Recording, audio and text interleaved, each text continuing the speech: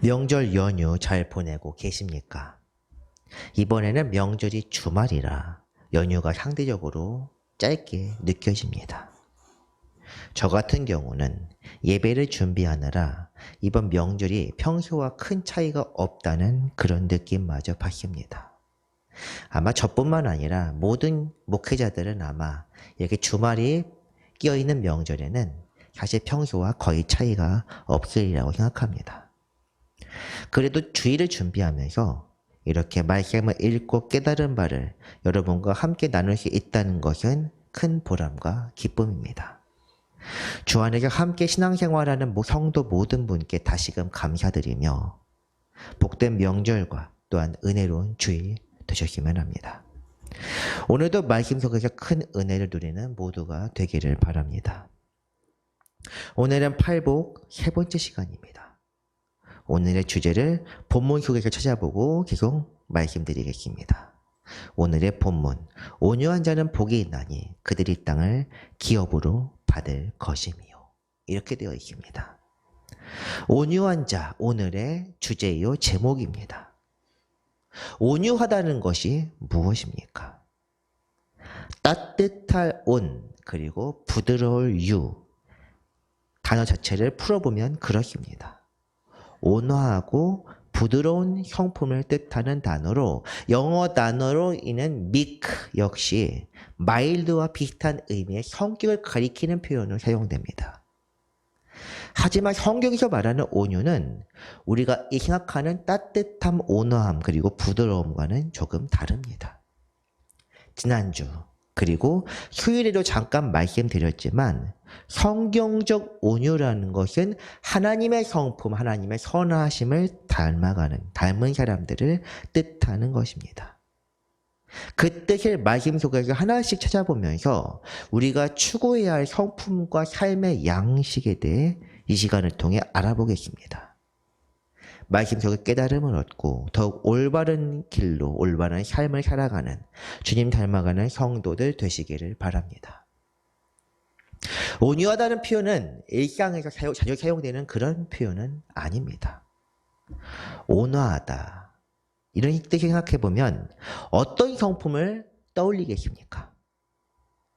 성경에서 온유한 사람은 누구일까요? 물어보면 아마 떠오르는 사람들이 있을 것입니다.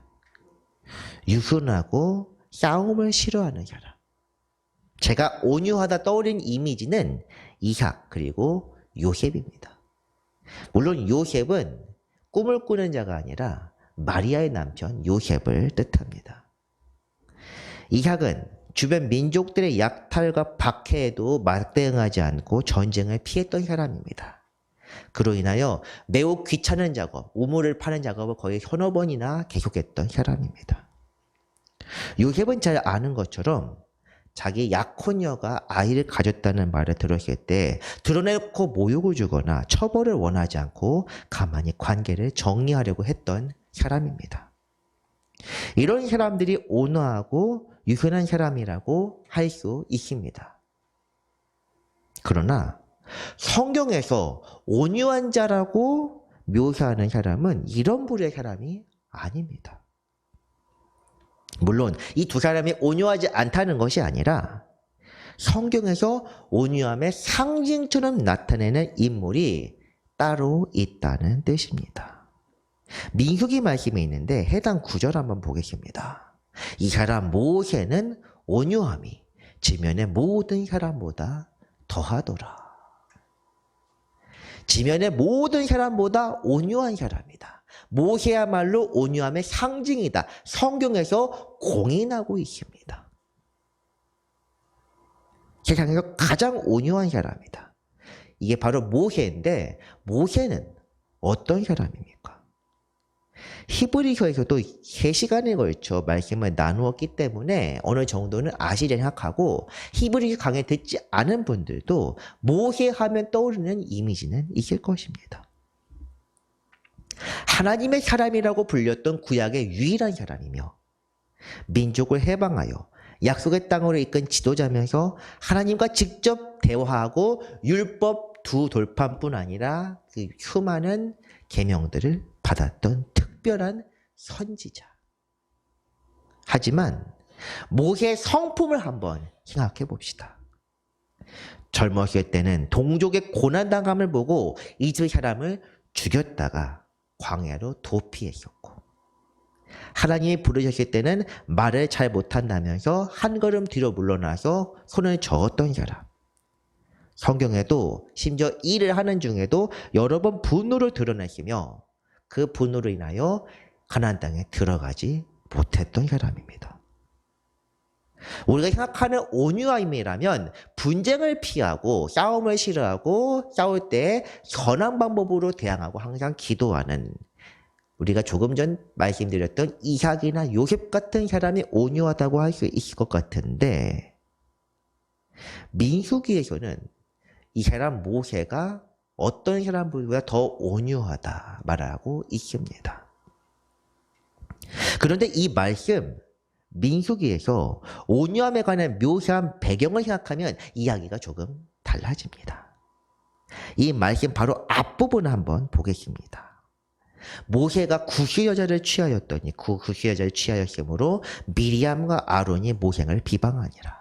그들이 이르되 여호와께서 모세와만 말씀하셨느냐 우리와도 말씀하지 아니하셨느냐 하매 여호와께서 이 말을 들으셨더라. 이 사람 모세는 온유함의 지면의 모든 사람보다 나으니라. 이렇게 이어집니다. 1, 2절을 생각하면 3절이 굉장히 어색하게 느껴지는데, 어쨌든 미리암과 아론이 누구입니까? 모세의 누나와 형입니다. 윗사람입니다. 그러나 하나님이 인정한 영적 지도자는 분명 모세입니다. 모세가 이방인과 결혼한 것이 문제라면 이 부분을 지적하면 사실 틀린 말은 아닙니다. 미리암과 아론이 모세를 비방했다 했는데 이 비방은 비판과 비난과는 조금 더 다릅니다. 비방이란 중상모략한다는 것과 같은 뜻입니다. 없는 이야기에 지어냈다는 것입니다. 혹은 악의를 가지고 그 사람의 평판을 일부러 깎아냈다는 것도 됩니다.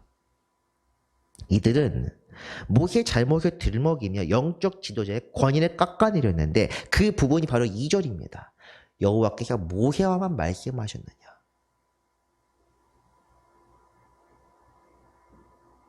참 그렇습니다. 이런 상황에서 모세의 온유함이 나타납니다. 성경에서 말씀하는 온유함이라는 것이 앞선 두 가지, 심령이 가난한 자 그리고 애통하는 자와 마찬가지로 영적인 온유함을 뜻한다는 것이 바로 좋은 진리입니다. 인간관계에서 화를 내지 않거나 그냥 허허 웃는 이런 사람이 아니라 영적인 곤경과 곤란을 당할 때 하나님께 이 문제를 두고 의뢰하고 간구하는 성품, 이것이 바로 오늘 본문이 말씀하고자 하는 온유함이라는 사실입니다. 그런 점에서 다윗 왕도 온유한 사람입니다. 사울과 문제가 있었을 때 다윗은 하나님께 의뢰했습니다. 시편 말씀을 보면 사울뿐 아니라 압살롬이나 그 외 기타 다른 적들과의 어떤 이야기들을 추억하면서 그들을 저주하거나 간절히 하나님께 울부짖는 것들이 자주 나오는데, 적어도 그런 문제에서 다윗은 하나님께만 모든 문제를 의뢰했습니다. 인간적인 방법을 푸는 것이 아니라 하나님께 의뢰했습니다. 이것이 오늘 본문이 말씀하고자 하는 온유함입니다. 서두에서도 말씀을 드렸지만 온유함이란 하나님의 성품을 닮아가는 것입니다. 이 온유함에 관한 단서를 예수님의 말씀에서도 찾아볼 수 있습니다. 수고하고 무거운 짐진 자들아 다 내게로 오라. 내가 너희를 쉬게 하리라. 나는 마음이 온유하고 겸손하니 나의 멍에를 메고 내게 배우라. 그리하면 너희 마음이 쉼을 얻으리니 이는 내 멍에는 쉽고 내 짐은 가벼움이라 하시니라. 아멘. 온유와 겸손, 이와 관련된 단어가 바로 짐과 멍에입니다. 28절의 휴고와 짐이라는 것은 세상의 짐입니다. 일종의 죄짐이라고 할 수 있습니다. 헛된 것들을 찾아 애쓰며 휴고하는 사람들, 이런 사람들에게 주님께서 말씀하십니다. 세상 짐으로 고생하지 말고 나의 짐을 보고 배우라. 곧 십자가를 지라고 말씀하십니다. 주님의 멍에와 짐을 배우고 깨달음을 얻게 되었을 때 참된 안식, 곧 영원한 나라를 알게 되리라. 이것이 바로 주님께서 우리에게 하시는 말씀입니다. 주님께서 스스로를 온유하다고 자찬하신 것은 하나님께서 지우신 사명, 곧 십자가를 묵묵히 지고 가셨기 때문입니다. 주님은 하나님의 뜻에 순종하는 데 있어 그 어떤 사적 감정이나 불편함조차도 드러내지 않으셨습니다. 바리새인들과 율법학자들에게 화 있을진저라고 외치셨던 것과는 다른 것입니다. 오직 하나님의 뜻을 기쁘게 따르며 그 뜻을 이루고자 애쓰셨습니다. 성경에서 말씀하는 온유함이란 바로 이런 것입니다. 하나님의 뜻에 순종하며 세상에서 주어진 각자의 사명, 십자가를 지고 최선을 다하는 것. 이것은 순종하는 삶을 통해 드러나는 것입니다. 감정을 드러내지 않고 착한 사람으로 살아가는 것이 아니라 하나님의 뜻만 생각하며 그 뜻에 따르는 그것이 바로 온유한 자들입니다. 이런 온유한 사람들을 하나님께서 기뻐하십니다. 그들의 환난과 고난을 기억하시고 온전히 회복시켜 구원하여 주십니다. 지난 수요일 말씀에서도 하나님께서 온유한 사람들을 어떻게 대우하시는지 말씀이 있었습니다. 그 말씀 한번 다시 보겠습니다. 주께서 하늘에서 판결을 선포하심에 땅에 두려워 잠잠하였나니 곧 하나님이 땅의 모든 온유한 자를 구원하시려고 심판하러 일어나신 때로다. 아멘. 주님의 공의와 심판은 이 땅에서 주님 댁에 순종하는 온유한 자들을 위한 것입니다. 주님의 막대기는 죄인들을 향해 있지만 주님의 시선은 그 말씀에 순종하는 주의 자녀들을 향하여 있습니다.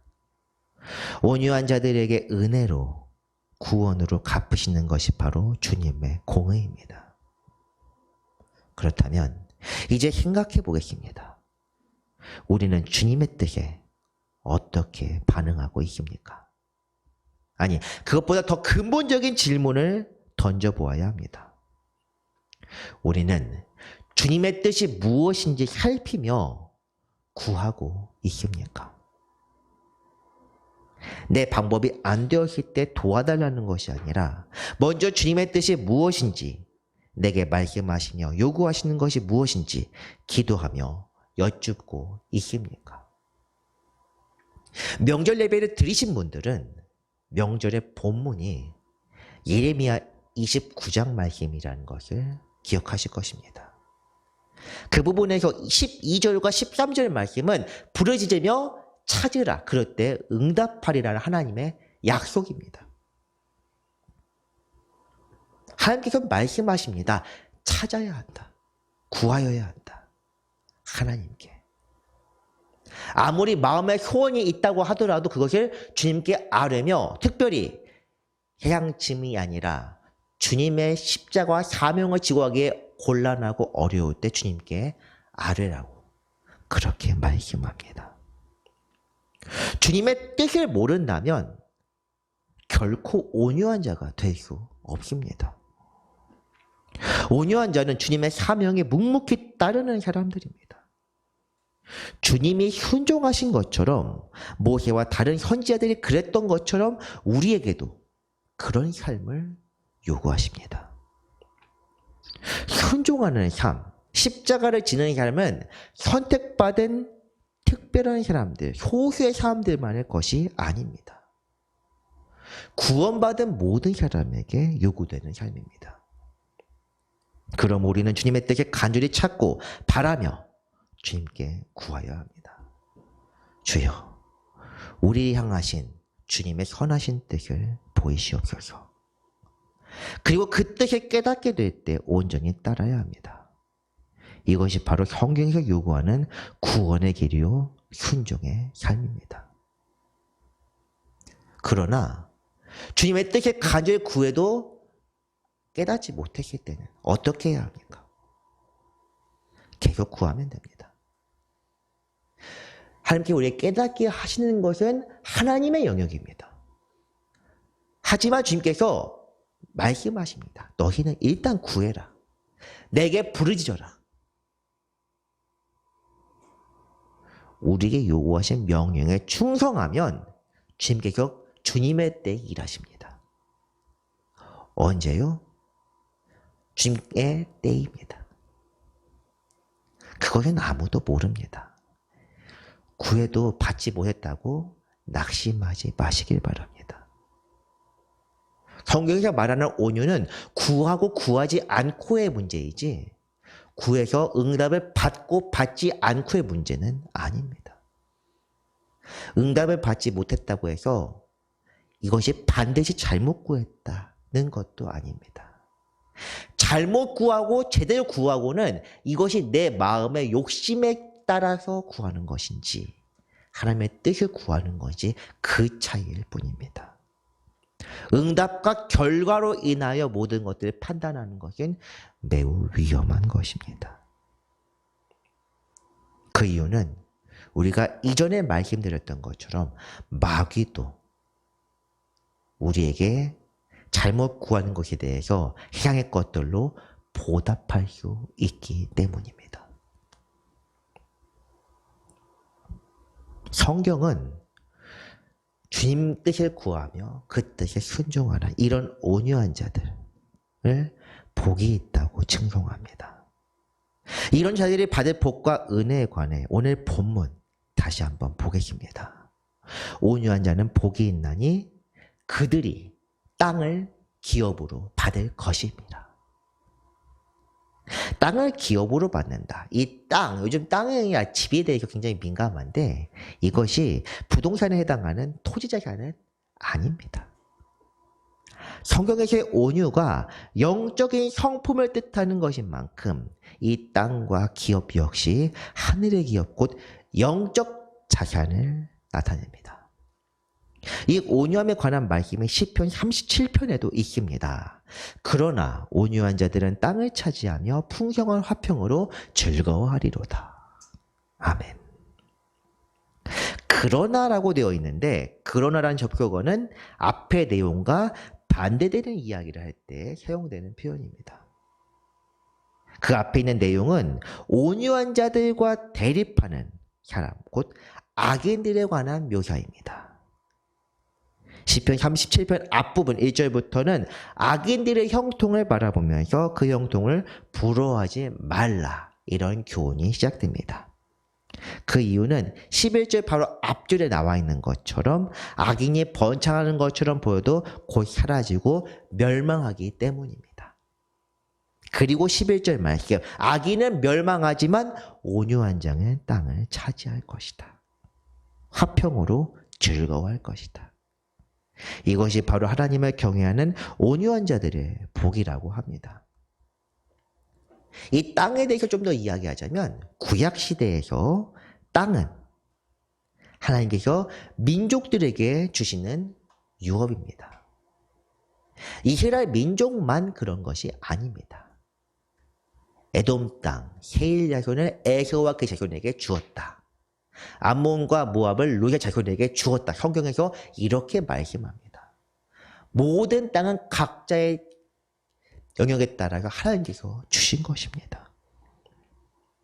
이 땅은 그 누구에게 양도하거나 팔 수 없으며 생계 문제로 인해 잠시 넘긴다고 하더라도 일정 기한이 차면 다시 주인에게 돌려줘야만 합니다. 이것이 이스라엘의 땅에 관한 가치관이요 법률입니다. 그러므로 땅이라는 것은 영원히 사라지지 않는 자손 대대로 이어받게 될 재산입니다. 이런 재산은 하나님을 경외한 자들에게 주시는 특권과도 같습니다. 더욱이 믿는 자들에게 이 땅의 개념은 특별하게 이해되어야만 합니다. 이 땅 그리고 세상 것들은 언젠가 흔들리고 사라지게 되지만 우리가 바라야 할 저 영원한 나라의 기업은 결코 사라지지 않기 때문입니다. 하나님의 나라의 기업을 생각한다면 이 땅의 의미는 완전히 새로워집니다. 우리가 받게 될 천국의 시민권과 천국 백성이 갖게 될 하늘의 처소가 바로 이 땅입니다. 고난받으시기 전 예수님께서 제자들에게 이렇게 약속하셨습니다. 요한복음에 보면 내 아버지 집에 거할 곳이 많도다. 그렇지 않으면 너희에게 일렀으리라. 내가 너희를 위하여 거처를 예비하러 가노니 가서 너희를 위하여 거처를 예비하면 내가 다시 와서 너희를 내게로 영접하여 나 있는 곳에 너희도 있게 하리라. 아멘. 이 말씀은 예수님께서 제자들에게 하신 말씀입니다. 거할 곳이 많다는 것은 하늘에 있는 처소, 이 새 예루살렘, 영원한 나라가 하나님이 거하시는 영원 무궁한 곳임을 뜻하고 있습니다. 거처를 예비하러 가신다는 것은 이 하늘의 처소에 먼저 들어가셔서 왕으로 좌정하시고 그분의 보혈의 능력을 믿는 자들을 거룩하신 능력으로 끌어올리신다는 것을 뜻합니다. 요한복음 1장 12절에서 영접하는 자가 하나님의 자녀가 되는 권세를 얻는다 했던 것처럼 주님께서도 이 영접했던 주님을 믿는 자들에게 처소를 마련하시고 영접해 주십니다. 이것이 바로 온유한 자, 곧 주님의 뜻에 순종하는 자들이 받을 복입니다. 우리가 이 세상에서, 이 땅에서 주님의 뜻에 순종할 때 하나님께서 이를 기억하시고 우리에게 기업과 유업을 하늘에 마련하십니다. 그리고 이 오늘 본문의 말씀의 복은 우리가 이 세상의 것이 아닌 하늘의 것 생각할 때 우리에게 참된 복이 될 수 있습니다. 세상 것을 추구하는 사람에게는 오늘의 말씀은 공허한 것이며 아무 의미가 없는 것처럼 들려질 것입니다. 사랑하는 성도 여러분, 그렇기에 여러분께 묻습니다. 오늘 말씀이 어떻게 들리십니까? 지금까지 우리가 세 가지의 복을 같이 읽으며 나누었지만 이 세 가지 모두가 전부 하늘의 복, 영적인 복을 나타내고 있습니다. 이 땅에서 잘 되고 모든 사람들과 더불어 좋은 관계와 많은 재물과 또 명예를 얻는 것이 아니라 하늘의 복락을 얻게 되는 것입니다.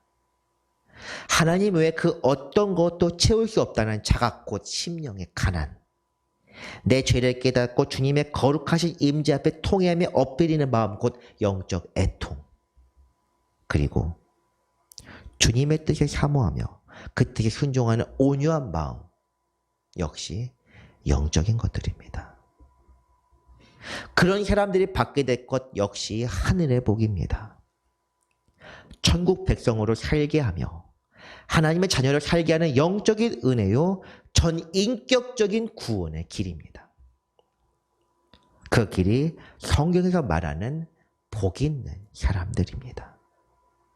악인의 꾀를 따르지 않고 죄인의 길에 서지 않으며 오만한 자들과 함께하지 않고 오직 여호와의 율법을 즐거워하며 묵상하는, 시편 1편에 나와 있는 복 있는 사람과 이 팔복의 복 있는 사람들은 서로 다른 사람이 아닙니다. 하나님으로 만족하며 그분을 믿고 따르는 사람, 곧 구원에 합당한 사람들을 여러 형태로 풀어서 설명하는 것이 바로 이 팔복의 말씀입니다. 그리고 이런 하늘의 복이 우리에게도 나타나야 합니다. 하늘의 복을 사모합시다. 영적인 은혜를 바라며 간절히 기도합시다. 세상 가치관과 세상의 재물로 만족하는 자들과 구별된 삶을 살아갑시다. 주께서 우리에게 요구하시는 것, 너희 각자의 십자가를 지고 따르라는 것, 바로 이런 영적 은혜를 사모하라는 것입니다. 주님께서 주시는 깨달음을 마음에 품고 이제 주님의 음성에 귀 기울이는 모두가 되기를 바랍니다. 말씀을 정리합니다. 온유한 사람은 주님의 뜻을 바라며 그 뜻을 마음에 품고 순종하는 사람입니다. 이들은 세상의 가치관을 따르지 않으며 주님의 뜻에 따르며 당하는 고난을 감당하는 사람들입니다. 이런 사람들에게 주시는 은혜가 곧 하늘의 기업입니다. 주님은 이런 자들을 사랑하시고 천국 백성으로 삼아주시며 그들을 위하여 처소를 예비하시고 영접하십니다. 그런 은혜를 사모하며 오늘 하루를 사랑하는 모든 성도 여러분 되시기를 주님의 이름으로 축원합니다. 기도하겠습니다. 거룩하신 하나님 아버지, 우리를 위해 예비하신 은혜를 이 시간 내려 주옵소서. 우리에게 주님의 뜻을 보이시고 그 뜻을 온전히 알리시사 우리가 끝까지 따를 수 있도록 붙들어 주옵소서.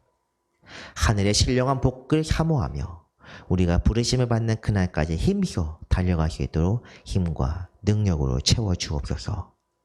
특별히 고난과 고통 중에 있는 이들에게 주님께서 함께하사 하늘의 평안으로 채우셔서 잘 이겨낼 수 있도록 하여 주옵소서. 신실하시고 은혜로우신 우리 주 예수 그리스도의 이름으로 기도합니다. 아멘.